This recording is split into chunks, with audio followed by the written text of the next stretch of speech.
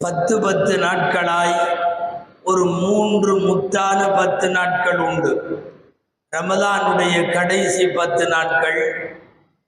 இதோ இந்த முஹர்ரத்தில் இப்போது நாம் வீற்றிருக்கிற முஹர்ரமின் 10 நாட்கள், வருஷத்தின் கடைசி மாதமான துல்ஹஜ்ஜினுடைய 10 நாட்கள்.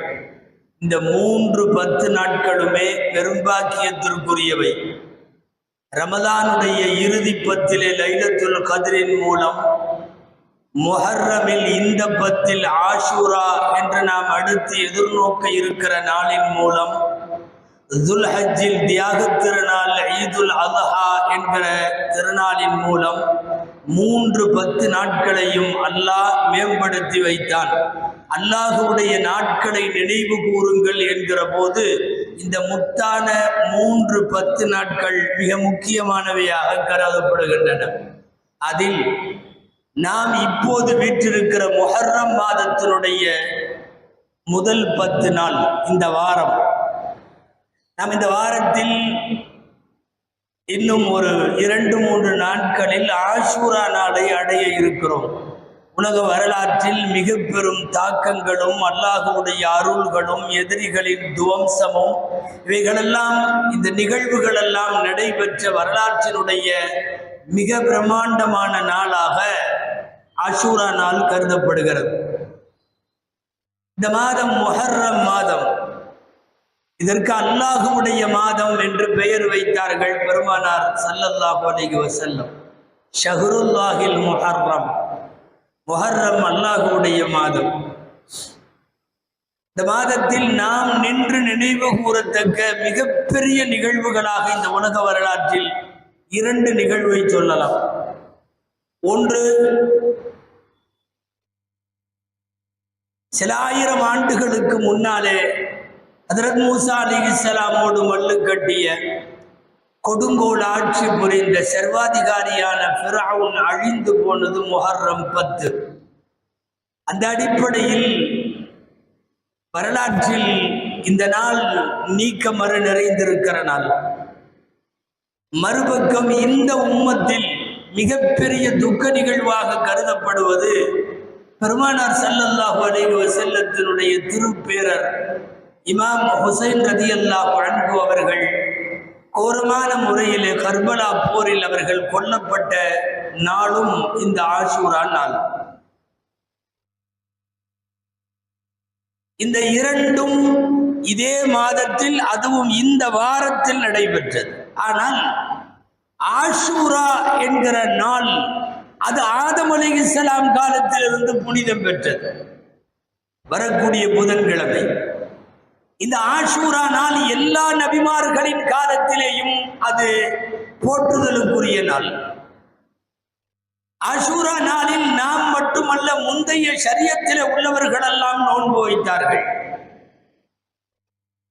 ரமலான் கடமையாகுவதற்கு முன்னால் இந்த உம்மத்திற்கு கூட ஆண்டிலே ஒரு நாள் ஆஷூரா மட்டும் ஃபர்லாக இருந்தது. அதற்கு பிறகுதான் ரமலான் கடமையாக்கப்பட்டதற்கு பிறகு அது இன்றளவும் சுன்னத்தாய் உபரி வணக்கமாய் நீடிக்கிறது. ரமலானுக்கு முன்பு, கடமையாகுவதற்கு முன்பு ஆஷூரா தான் ஆண்டினுடைய பிரதான நாள். சரி, இப்படி பல்வேறு நிகழ்வுகள் நடைபெற்றிருக்கிற போது ஆஷூரா நமக்கு துக்க நாளா இல்லை சந்தோஷமான நாளா? ஏராளமான எதிரிகள் அழிக்கப்பட்டார்கள் என்ற வரலாற்றை படித்து பார்க்கிற போது முஸ்லிம் உம்மத்திற்கு அது சந்தோஷமான நாளாக இருக்க வேண்டும். மறுபக்கம் இந்த உம்மத்தில் பெருமானார் ஸல்லல்லாஹு அலைஹி வஸல்லத்தினுடைய அன்பு பேரர் ஹஜ்ரத் ஹுசைன் ரலியல்லாஹு அன்ஹு சுவனவாலிபர்களின் தலைவர் கொல்லப்பட்ட நாள் துக்கமாக கருத வேண்டும். துக்கமா அல்லது இது சோகமா என்கிற புரிதல்களுக்கு இடையில் மார்க்க அறிஞர்கள் சொல்லுகிறார்கள், இது துக்க நாள் அல்ல, அதற்காக கொண்டாடப்பட வேண்டும் என்கிற சந்தோஷ நாளும் அல்ல. இது இபாதத்திற்குரிய நாள். அந்த நாளிலே நோன்பு நோட்கலாம், அந்த நாளில் ஏழைகளுக்கு உதவி புரியலாம், அந்த நாளில் அல்லாஹ்விடத்தில் பிரார்த்தனைகள் புரியலாம், அந்த நாளில் தன் குடும்பத்தினருக்கு விசாலமாக செலவு செய்யலாம். அவ்வளவுதான். இதை தாண்டி ஆஷூரா கொண்டாட்டத்திற்குரிய நாள் அல்ல. அதே சமயம் இங்கே சில ஷியாக்கள் செய்வது போல இது துக்க நாளாக உடலிலும் மாறிலும் கண்ணத்திலும் அறைந்து கொள்ளக்கூடிய நாளும் அல்ல. ஆஷூரா என்று சொன்னவுடன் அது ஹுசைன் ரலியல்லாஹு அன்ஹு கொல்லப்பட்ட நாள். எனவே அந்த நாள், அந்த மாதம் எல்லாம் சோகமானது என்பதை போல ஒரு கருப்பு ஆடை உடுத்திக் கொண்டு இதை சோகத்தினுடைய ஒரு நிறம் கொடுக்க முயற்சிப்பது தவறான. மார்க்க அறிஞர்களின் பார்வையில் அது நம்முடைய கொள்கை கோட்பாடுகளுக்கு எதிரானது. அப்படி ஒரு சோக நாளாக முஹர்ரமை, ஆஷூராவை கொண்டாட வேண்டிய அவசியம் இல்லை. ஹஜ்ரத் ஹுசைன் ரலியல்லாஹு அன்ஹு கொல்லப்படுவதற்கு பல்லாயிரம் ஆண்டுகளுக்கு முன்னாலே ஆஷூரா இருந்தது. ஆஷூரா புனித நாளாக இருந்தது.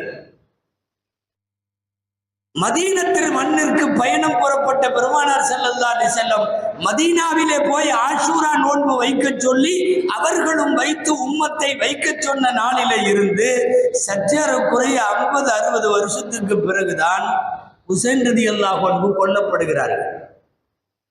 எனவே ஹுசைன் ரலியல்லாஹு அன்ஹு கொல்லப்பட்டதற்கு பிறகு ஏற்பட்டதல்ல ஆஷூரா. எனவே ஆஷூரா என்பது சோக நாள் அல்ல.